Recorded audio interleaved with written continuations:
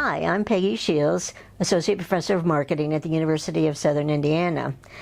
This summer I got the opportunity to go to Madeira Island, Portugal, to present a paper at the European Institute of Retailing and Services Studies Conference.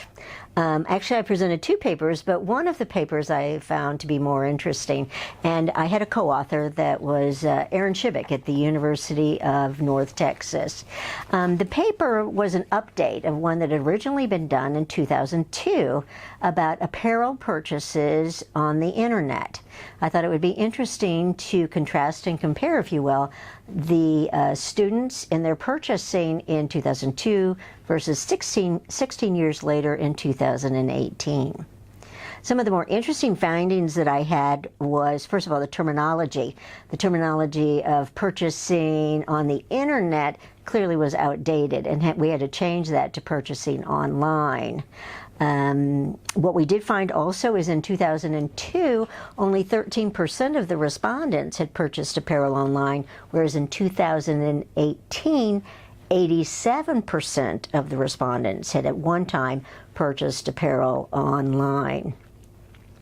Also, in the earlier studies, the males tended to dominate, not just on apparel purchase online, but of all internet uses. And now we find that females have caught up with their interest and their abilities to maneuver around the internet, and certainly for purchasing online. I think what I found to be the most striking and interesting result in the study was that students in 2018 were decidedly less interested in fashion than their counterparts in 2002.